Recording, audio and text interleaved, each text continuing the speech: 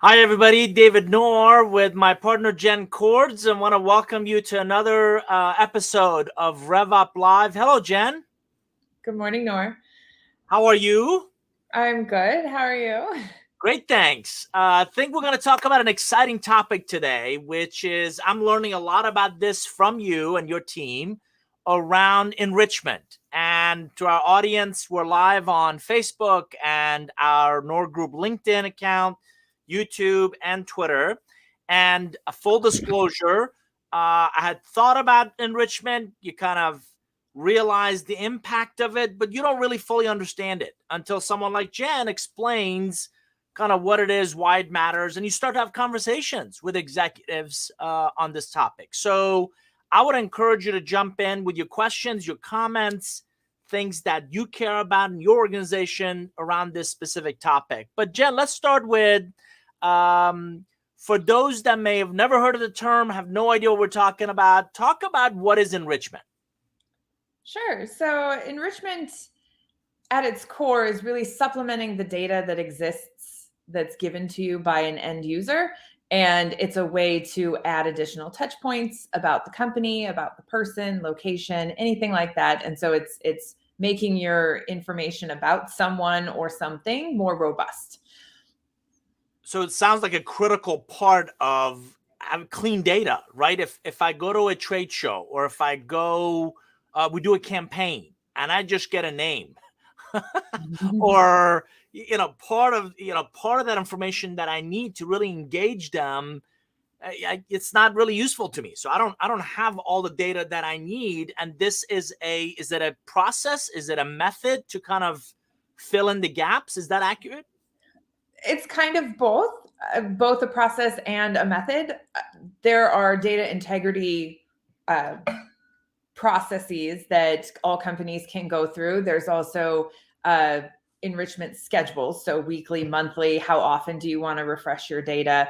How critical is it to have the most up-to-date information? And when somebody says their database is quote unquote clean, that's kind of a subjective term because everybody's data can improve. And how my team runs data enrichment and data integrity is it's really everybody's job within an organization. So if a salesperson sees something's capitalized wrong, just fix it. If you're missing a phone number, try and find it. And so all the hands making little adjustments every single day helps improve the broader database quality over time. And for our audience, again, full disclosure, the woman runs a very tight ship because every time we talk, she asks me, is our data clean, updated in Salesforce? Where's that person's phone number?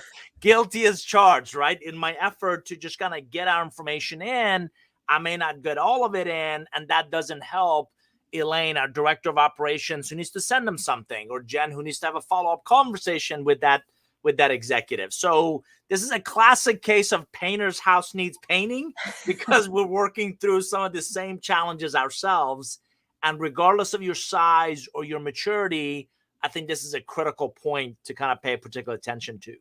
Yeah, enrichment at its core, just like connecting your tools, which we've talked about at a previous podcast, is absolutely essential to the foundation of your tech stack to make sure that everything in all of your systems is the same, because you don't want one system saying this person works at company A and in another system it's company B. All systems need to be the same, and your enrichment practices and your data integrity will help maintain that. So Noor, you spend a lot of time with executive buyers. What is their impression of enrichment and how it can help? I got to tell you, I am not convinced they understand it. They understand it fully, and they certainly don't understand what it goes in to.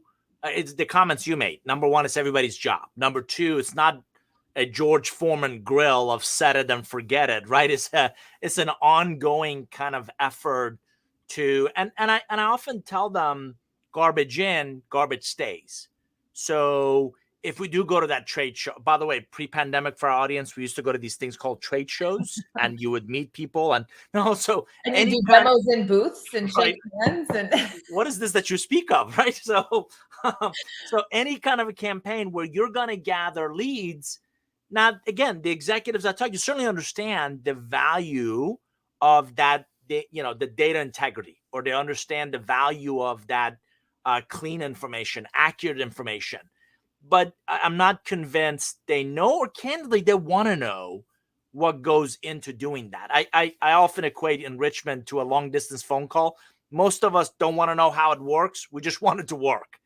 And there's nothing more aggravating for a sales professional to try to reach out to someone and they don't either have the information they need, or they've got outdated information. Like you said, in our marketing automation, they're working for company A. In Salesforce or our sales CRM, they're working for company B. By the way, customer success just talked to them and they're company C, right? And none of this is aligned. That's what creates aggravation. That's what creates frustrations. So on that note, can you break it down to its key parts? My understanding from our conversation is there's several steps you go through in an enrichment campaign. Break that down for our audience and kind of what each section entails.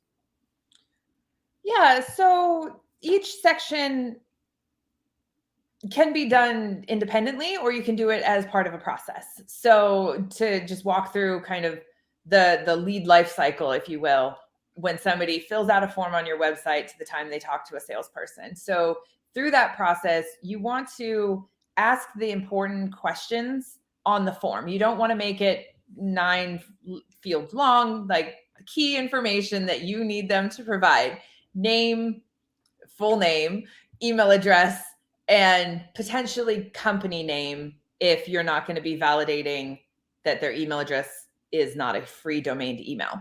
That's details. But so the form, make it short and sweet, and make sure that you have the key pieces of information that are required for you to follow up.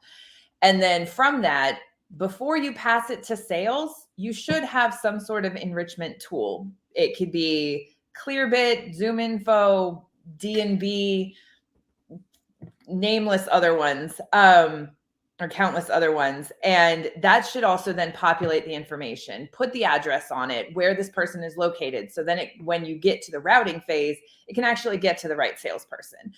And then when it gets to the right salesperson, that salesperson's probably going to look that person up on LinkedIn, make that process super easy, and put the link to the person's LinkedIn profile in Salesforce. And so then all of that information can start gathering and becoming a more robust profile without having to ask the end user a million questions. So I have a couple follow-up questions of you. Okay. We recently we met with a client where their intake form, I think you counted some 13, 15 fields, and they're asking for all kinds of information out of the get-go. What's the risk of doing that? What's the risk of asking so much detail ad nauseum that I kind of think I would disengage? But what's the risk of too many questions early on in that process? Too many questions early on, if the perceived value of what the person is going to get does not match the questions that you're asking, the person won't provide it. For example, if I'm trying to download a white paper, don't ask me for my social security number because I'm not going to give it to you. But if I'm trying to buy a car and I want a loan, or I want to look up what my rate would be, then asking maybe my social security number would make sense. But so there's a company in Florida, it's called Marketing Profs, and they do a whole form evaluation, and there's an implicit value for every single field that you put on a form.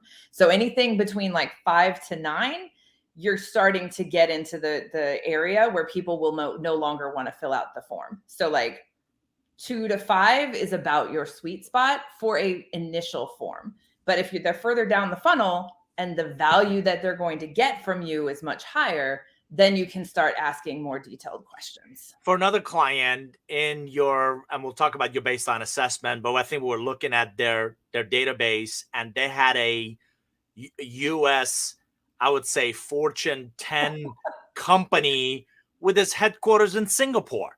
Yes. How does that data get in? And how do you ensure that that doesn't permeate through the rest of the organization or the rest of the database? Yeah, so that happens more frequently than most companies probably want to admit. And it's because they haven't required certain fields and they also haven't set priority on populating those fields. So, for example, maybe a team member in Singapore filled out a form and they said they were in Singapore, but then when the account was created, it just pulled that same information over instead of actually looking up what is the global headquarters, and it overwrote what the enrichment tool said it was with what the person said it was. So you have to go through all of your data and decide which values do you want to keep. The other Um, thing, the other thing that I really enjoyed was in a recent cadence review with a client, you showed a screen, and it might have been Zoom Info, but I'm sure other tools do this as well, of having matched the Zoom Info data with their database. And like you showed like 98% kind of enrichment, if you will, and correct me if I'm wrong, but you were pretty confident that the account information was pretty solid and legit. But then the contact information was in the 60s, so there was an opportunity to really enhance the individual contact. Talk a little about those two data points. Yeah, so that tool was Zoom Info, and you can run just an enrichment scan. It's a free service that you have when you have a Zoom Info account. Many services do it, but it looks for the completeness of your data. Do you have first name, email, phone, etc., both at the person level and then also at the company level. And so when you're looking at improving your database quality and your data integrity, it's important to do a scan like that so you know where your gaps are and you can decide how critical it is that you need that information. So I recommend doing it on a minimum of a monthly basis, especially if you're a young company. If you're an older company and you have all of that information set and you've had really good data integrity processes all along, a quarterly basis is probably sufficient. So leveraging the tools in your stack to give you more of those insights about your segmentation, where are your gaps, what information are you missing, can help you narrow in on what improvements to make.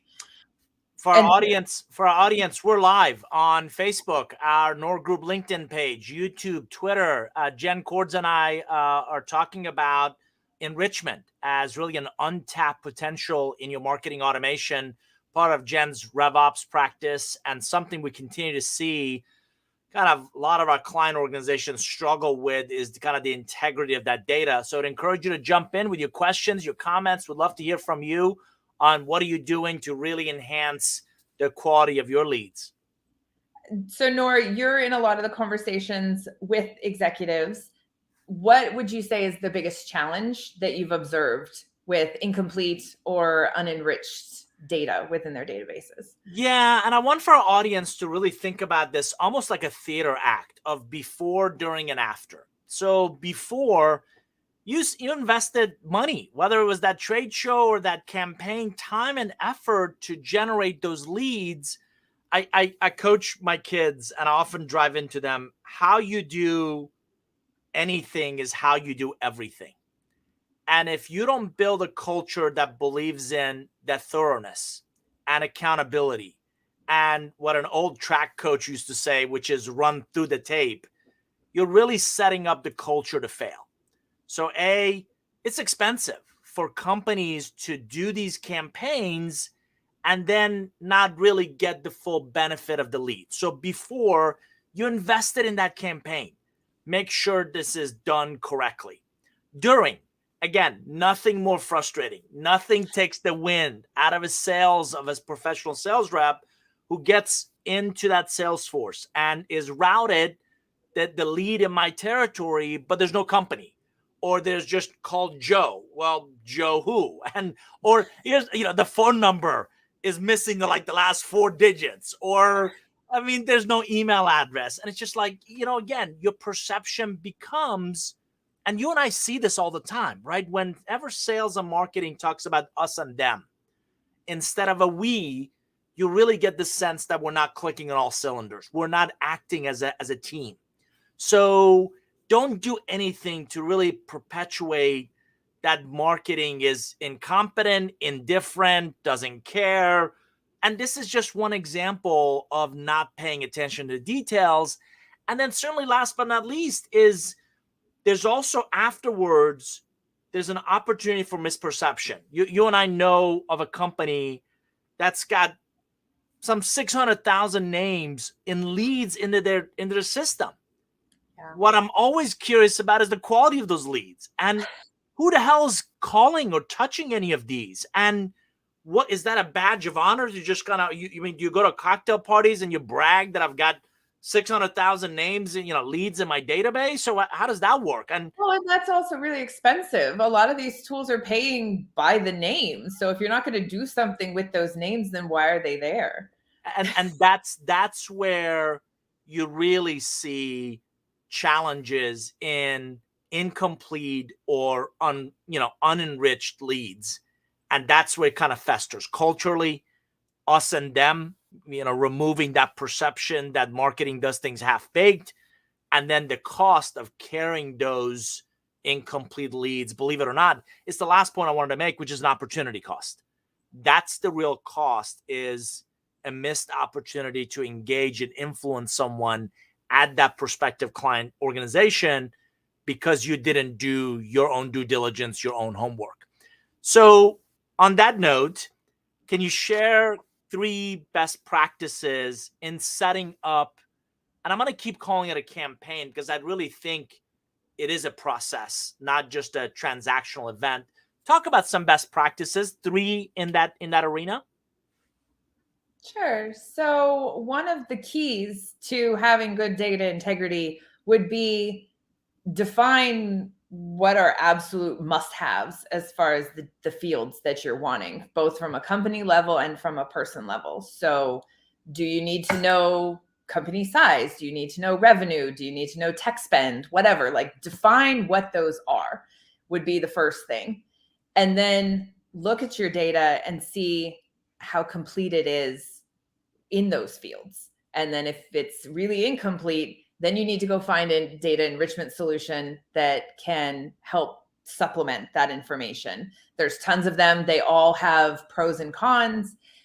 You're in a tech stack, I can almost guarantee you that you will never have only one data enrichment solution. You will always have multiples because they are good at certain things. No one is good at everything. And if a salesperson at a data enrichment solution tells you they're great at everything, run away. Number 2, I would say set your prioritization. Because you're going to have multiple sources for this data, you need to now determine which one are you going to trust most. And a lot of times it's the most robust data enrichment tool, followed by what the user then gives you, followed by what a sales rep will find on LinkedIn or their website or whatever. So set a prioritization strategy for the data that you're bringing in. And then 3rd, I would say make sure that you're running these enrichments on a regular basis. The fact that a lot of people do set it and forget it, or do an enrichment once and they just feel that it's good enough, to your point, it creates a culture of incompleteness. And so make sure that you have a strategy to update this data on a regular basis and review it on a regular basis would be the 3 things that I would say are the biggest best practices that you can put in for an enrichment campaign. That sounds great. And so, David, you and I, we've also talked about the 600 leads that former clients or even current clients have, 600,000 leads, excuse me, in their database. Like, the industry has an average of 20 to 25% decay of a contact's database every year. Why do you suppose that is? And why do you suppose companies keep all those names in their database regardless? Yeah, the best answer I can give to our audience for that is I want you to think of the last couple of years, but also before that, think of the 2008 kind of financial meltdown. Before that, if you were in business in that, the 2000 internet bubble, Jen, a lot of people change jobs. A lot of people retire. A lot of people, the companies move. So if you're not proactive in, and I often, think of leads as you interact with them. It's really the early stages of the relationship, right? And if you're not proactively nurturing those relationships, you're not going to have accurate data.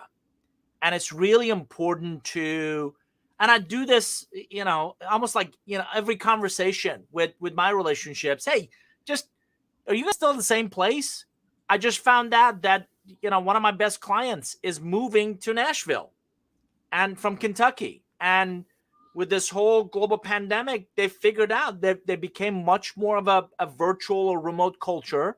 So he's picking up his family and he's moving. And I made it a point during the pandemic to make sure I have multiple email addresses, professional, personal one. I got a text message from one of my best clients that he's changing jobs. And this is his last week in his current company. He's been there for 8-10 years. So you're going to have that natural churn. You're going to have that natural evolution of our lives, right? From changing jobs to changing locations to, one client got fed up with all the spam he was getting in his email. So they changed his email address. And so if you're not keeping up with that through conversations, it's kind of my favorite approach. But then certainly, as we've been talking about, through enrichment campaigns, it's the classic case of garbage in, garbage stays. Mm-hmm. And just like, our closets, that outfit that you wore in 1972 and you haven't worn since, probably not going to be viable. And so you may want to clean out that closet so you can make room for new stuff, updated stuff. And that's exactly the way I kind of talk to executives about how confident are you in kind of those digital relationship details, if you will. And as you can imagine, the response is mixed at best, which brings me back to, we talked about, you shared 3 best practices. I want you to flip the coin. Talk about the pitfalls. Kind of what are the biggest ones you've seen companies kind of either the lies they tell themselves or they genuinely believe to be true, and you go in and find out that's actually not the case? Sure. So to kind of pull one from the best practices into the biggest pitfalls is companies try and enrich everything. And then they create a whole bunch of custom fields in whatever CRM they're using. And then there's all this data and the salespeople don't know which one to actually use.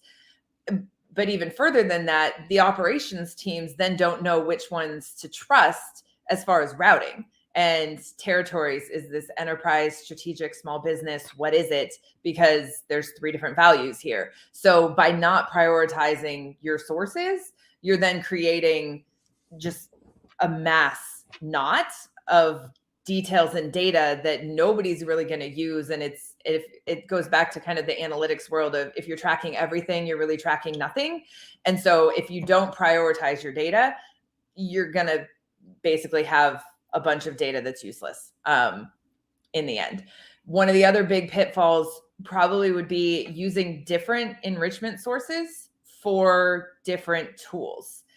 And so I have seen people set up an enrichment solution that's on their website that only talks to their marketing automation tool. And then there's a different one that's living within Salesforce. And there's a different one that's living within kind of the customer success world. And none of those systems are talking to each other. So again, you have disparate data that certain teams are taking action on, but everyone doesn't have the same clear picture. And finally, one of the other ones that was a best practice would be just the set it and forget it. We bought all this data. We only need one data enrichment source. We don't need anything else.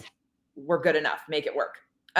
Would be one of the other big pitfalls, because that's very short-sighted, and it's not going to serve the team or the company in the long term, because you're going to be missing key attributes that could be informing the buying conversation and understanding what the person visiting your site is actually doing. I want to circle back to something you said earlier, and I appreciate your comment that this is everybody's job. But is there a particular individual, you've heard me say this, I love the one neck to choke, right? Who's the one person whose job is enrichment? Who typically owns this within marketing organizations you've worked with, and is it just marketing, or do they have a counterpart over at sales, governance, and roles and responsibilities? Who owns this?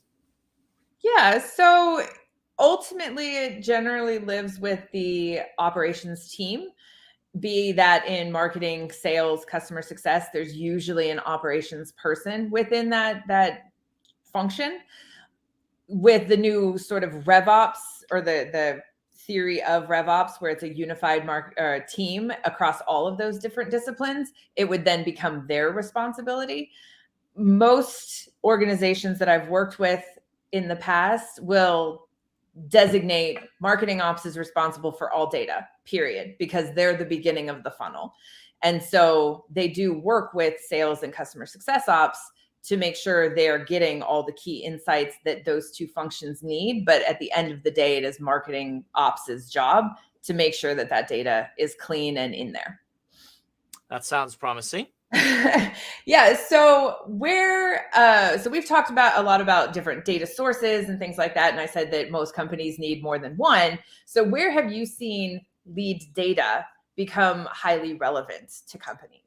As you know, I'm facilitating a lot of leadership retreats and a lot of kind of executive leadership conversations. And I got to tell you, increasingly, a lot of teams are looking at operational efficiency. And as such, the ROI conversation tends to kind of bubble up, right? So the student organizations don't mind investing. What they CFO, what the CEO, what the board gets really aggravated with is wasteful spending. And no question, marketing typically has a large budget. Marketing invests in campaigns, and we got to fill top of the funnel, but we also got to get really good at kind of helping the sales organization with, and we've talked about our customer lifecycle kind of maturity model. And, beyond awareness, we got to create engagement. We got to create, awareness, and really lead, help lead that through the sales organization and purchase. And by the way, the relationship starts after they buy. And what is that adoption and impact, and how do we create evangelists out of them? And so what I've seen a lot of is, we spend money on that. What did we get for it? We spend money on that. We invested money in that. What did that turn into? So one aspect is questioning the investment. The other one is a feather in your cap when you can directly tie a campaign into a customer, into a marquee engagement, into a success story. I coach a lot of leaders that visual storytelling is a new leadership competency. And if you can show me, we invested in that campaign, we got those leads, we enriched them with other sources, sales followed up, and we're able to turn those, not all of them, we're all realists, right? Not all of them, but certainly some marquee ones in there, into customers or into land and expand and deeper and wider relationships in that account because of that campaign, because of that enrichment. Now I'm willing to continue to invest in doing more of that, but I'm not willing to keep throwing money at it and have nothing to show for it. And I think that's where those conversations really become very relevant. Where are we investing? What does that return look like? And then a feather in your cap, whether you're in marketing, sales, customer success, revenue ops, feather in your cap when you can, link a story, when you've got the story elements going from one end to now a successful outcome. That's when you go from being believed to being believed in, and kind of what you're doing. And I want to continue to amp that. So as I mentioned earlier, you and your team, and I love how the vote of confidence by clients in outsourcing the RevOps to us. I love that. Kudos to you and your team for all the great success. You're also working with a couple of clients where you guys go in and do a kind of a RevOps baseline assessment of their world. In doing that, what do you look for in an enrichment effort? Kind of what are some of the questions you ask? what do you deliver out of your baseline assessment when it comes specifically to enrichment? So in the baseline assessment, more than anything, what we're looking for is, do they have a good foundation? Are there processes in place that will help them grow and scale their data that they have today, but then also where they're trying to go? Maybe they only have 2 sales reps and the small amount of inbound leads is working for them and that's it. But they're not going to stay with 2 sales reps. So whatever they're doing needs to grow and scale. So part of that assessment is, do they have the tools connected, their marketing automation and their CRM connected together? Do they have an enrichment solution at all? And if so, where is that connected? And are they running regular enrichments when leads come in and in time? Questions that we do ask, like, what are key pieces of information that we need? Like, when you're in a buying conversation, do you follow up via phone, email, text, LinkedIn? Like, how are you communicating with this person? And then we make sure that that data actually exists within the database, because if the data doesn't exist, they can't action against it.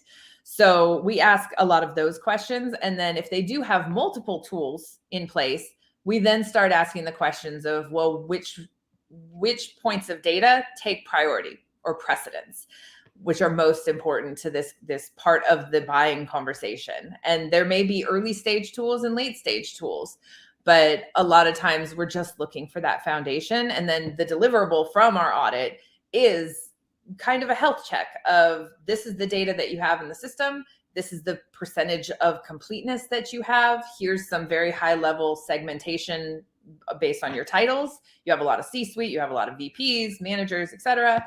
Locational type data to make sure that they have proper funnel coverage for all of their various territories. And we give that to them in a dashboard type format so that they can actually drill into the various aspects of it on their own time. Does anybody ever say, no, thank you? Not interested. Accurate data, don't need it, right? So what kind of pushback do you get? What kind of, do you get people saying, I'm assuming we got that covered, or as you said, our database is already clean? What kind of pushback do you get when you say, we want to look at, enriching your data? A lot of times, yeah, it's oh, well, it's clean, or we get this information from a third party source, and then it's, okay, well, what is the third party source? Do you trust the information they're giving you? Can you ask for it in a different format? Actually, a lot of times where I get the most pushback is when I ask for help from salespeople or customer success people, who I ask them to update records when they see something that's wrong. They're just like, oh no, that's not my problem. Or they just flag it and send it to ops being like, ops, fix this. While that is great, I love that they're pointing out things that can be improved. Is it faster for them to fix it, or is it faster to send it to an ops person? And in most organizations, ops teams are relatively small. So the number of salespeople greatly outnumber ops. And so again, if everybody does 5 updates a day, like itty bitty little updates of correcting capitalization or something like that, like the data just becomes clean versus flagging 5 things and sending it to ops to add to their list. And so it just, the data integrity is everybody's job, is actually where I get the most pushback. And it sounds like, that's a cultural shift and something that the leadership really needs to set the tone of, listen, we need accurate data. So if you're in there and you see something's missing, just look up their email and just put it in there. Or if it's not capitalized, just clean that up. So that ongoing cleansing should absolutely be a cultural. Well, and a lot of times on that, culturally, yes, having leadership come down and say everybody needs to help with this effort is absolutely critical. And also having leadership have the capabilities to do those updates as well. So if you see your CROs making updates, there is no reason why you can't be making updates. But then also making sure that the salespeople know what's in it for them. Why does this matter to you? Like, they may intrinsically understand why it matters to them, but maybe they're just not thinking of that. And like, if you have clean data, then you can make more calls, then you can set more meetings, then your opportunity funnel will increase. Like, it may not exponentially increase, but it'll help everybody. All rising tides rise all ships. And so it's just one of those things that culturally, yes, eventually I get them to understand that. But usually initially that ask is where I get the most pushback when we come in to do audits and ask to look to data. So on that, I mean, what advice would you give your executive coaching clients about amplifying value of their marketing automation investments and their enrichment investments? Yeah, I want the audience to hear 2 data points that I found that I'm just fascinated by. So IDC, the research firm, says that big data is roughly about 150, 160 billion dollar a year market, right? I don't think that's going to surprise anybody with any interest in big data. Here's another data point that very relevant to that. IBM estimated almost $3.5 to $4 trillion in annual cost to organizations for poor data quality. And by the way, that's just in the US alone. So while most of us deal with data on a daily basis, the cost of bad data, I don't think kind of resonates as much as it should. And if you think about it, um, everybody deals with developing their decisions or decision criteria, developing, again, I often coach people, on any given day, you could call 50 people. Which ones? And how do you know? And what's the investment? And I brought this up earlier, the opportunity cost of focusing on this group versus another group. And if I get frustrated, aggravated that I don't have the right data and I don't follow up, I can't be the only organization calling on that prospective customer for products and services. So you're missing out on opportunities. And this leads to, it's really symptomatic of bigger issues. A culture where good enough is good enough. A culture where, we can get by doing the minimum amount of work. A culture that doesn't make data-driven decisions. The cost of that bad data. These are all the things that are going to fester and they're going to continue to cause issues. And we're doing well. Market's hot. Great. What happens when market slows down? Or what happens is the classic 80-20. The whole reason you and I talk to clients about dashboards and reports. If you've got 2 individuals that are really carrying the rest of the organization, how sustainable is that? Or bulk of your business is coming from, few accounts. How sustainable is that? So really peeling back the onion and looking at data integrity, data hygiene, data completeness, data enrichment as a core competency we need to invest in. It's the nutrition if you're going to run marathons. It's the stretching if you're going to play a sport. It's the strengthening and conditioning that goes into in advance before a race. That's how I see, and that's how I help people think about this idea of data enrichment. Your thoughts on that? Your closing remarks for our audience on enrichment? I would definitely agree that more companies need to focus on enrichment being a core competency and something that they're willing to invest in.